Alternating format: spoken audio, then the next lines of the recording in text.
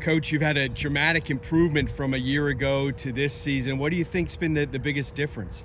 I think the biggest difference is just what we did last year with the boys. We played 5, 6 freshmen at a given time. So just to get them that exposure of what varsity baseball is like, it really paid off for them to see that last year so that then they're better prepared for it this year.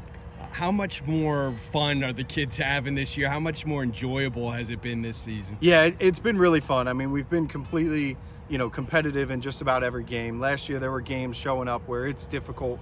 You're showing up, you're a severe underdog, hard to keep the kids in it. But this year we've been competitive in every game. The kids are really into it. They're having fun. It's been a great experience this year. What was life like in Division III? Because you really had a 4-horse race there that came right down to the wire. Yeah, it was intense, and I think I told people like preseason that I expected it to be that way.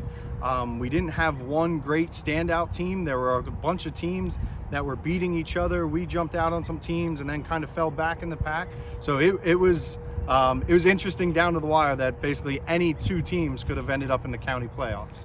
To have RJ at catcher, which is such a premium defensive position, how much stability does that give you? Yeah, I mean, it's incredible to be able to come and just write, RJ Emmerich in the 3-hole every game and behind the plate. It's a huge boost of confidence for the kids. Unfortunately, he was sick this last Monday for our last game against Wyo, and you kind of saw it pregame in the kids a little bit that they didn't have that safety net, the confidence in the same thing. But, Denny went in, called a great game, and obviously we swung it well and ended up winning that one. Since you mentioned Denny, he's only a freshman, but I keep hearing great things about him. What makes him so special? I would just say right now his approach at the plate as a freshman has been far, far better than any freshman I've ever seen. He really looks for his pitch, and when he gets it, he's able to hit it. But again, he's not a guy at 14 years old who's afraid to hit off-speed pitches or, hit down in the count that he's flying after early pitches. He really has a great approach at the plate. And speaking of underclassmen, Parker has been terrific on the mound. What makes him such a good pitcher? Parker he does a great job. The first thing he does is he doesn't walk a lot of guys, and then after that, he changes speeds a lot. So he gets a lot of fly balls, gets a lot of ground balls. Not a big strikeout guy, but he gets a lot of guys off balance, off time to be able to get hitters out. Yeah, we talked about how young you were last year, but you're still really young. I mean, how bright do you think the future is? Yeah, I mean, we still have 5, 6 freshmen and sophomore in the lineup basically on a daily basis. Obviously, last year's class, we only had 1 senior. This year, we do have 3 big seniors in Isaac Pichardo, Chris Avram, RJ Emmerich, and Austin Brown's been a great bat off the bench for us too. So it will be a little bit different. Obviously, we like the youth that we have playing, but filling those 3 holes will be a little bit harder next year than it was only losing 1 senior last year.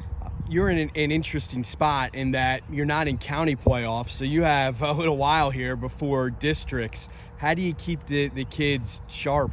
Yeah, it's certainly a challenge. Obviously, our last game was Monday. We don't play until 2 Mondays, so basically 2 full weeks off. So basically the last couple days, we split the guys up. We have 20 guys still with us.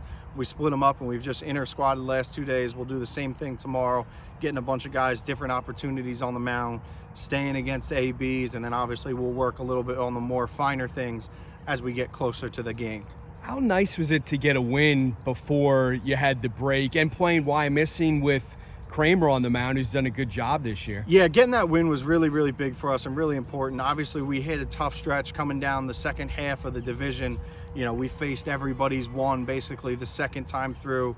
We were on a 4-game losing streak. We dropped a tough one at Trinity. So we were on a 4-game losing streak. So to be able to get that last one at Wyo, to be able to have the guys breathe that districts were for sure going to be something that we're in, and just keep their attention that, even though we hit a tough stretch there, we have a great opportunity here in districts to make some noise. Everyone during football always talks about the backyard brawl.